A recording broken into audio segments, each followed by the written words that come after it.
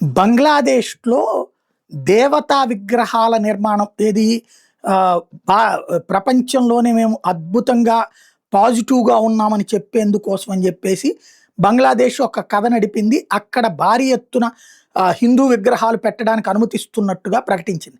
తీరా చూస్తే ఆహ్, అక్కడున్నటువంటి శ్రీ శ్రీ రాధా గోవింద కాళీ ఆలయంలో 100 అడుగుల విగ్రహాలు, 120 అడుగుల విగ్రహాలు అనుకున్నారు. 53 అడుగుల కృష్ణ విగ్రహంతో పాటుగా 102 అడుగుల రాముడి విగ్రహాన్ని ప్రతిష్ఠించాలనుకున్నారు.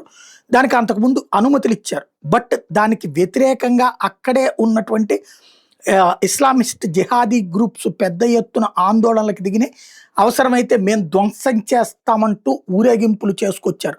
అలా ఊరేగింపులు చేసినటువంటి వాళ్ళ బెదిరింపులకి లొంగినటువంటి బంగ్లాదేశ్ నేషనలిస్ట్ పార్టీ ప్రభుత్వం అక్కడ కమ్యూనల్ హార్మోనీ దెబ్బతింటుంది అన్నటువంటి పేరుతో విగ్రహాల నిర్మాణానికి, విగ్రహాలకు సంబంధించినటువంటి ఏర్పాటుకి ఇచ్చినటువంటి అనుమతిని రద్దు చేసింది. అంటే ఇప్పుడు రేపు పొద్దున మన దేశంలో కూడా కనుక ముస్లింల సంఖ్య పెరిగితే ఇప్పుడు కొన్ని ఏరియాల్లో మసీదులు ముస్లింలు ఎక్కువ ఉన్న ఏరియాలో గుడి కడితే మాకు మత సామరస్యానికి భంగం, మైకులుంటే మా మత సామరస్యానికి భంగం. మొన్న ఈ మధ్యన అది ఎక్కడ క్రైస్తవులు ఎక్కువగా ఉన్నారని ఒక ఊర్లో చివరికి అవసరమైతే పవన్ కళ్యాణ్ తల తీసేస్తానంటూ మాట్లాడినటువంటి క్రైస్తవ పాస్టర్ ఉదంతం చూసాం. క్రమంగా రేపు పొద్దున భవిష్యత్తులో గనక అన్యమతస్థులు ఎక్కువైతే మనం ఎక్కడికి వెళ్ళి బ్రతకాలో ఆలోచించుకోవాల్సిన సందర్భం వస్తుంది అనుకుంటా.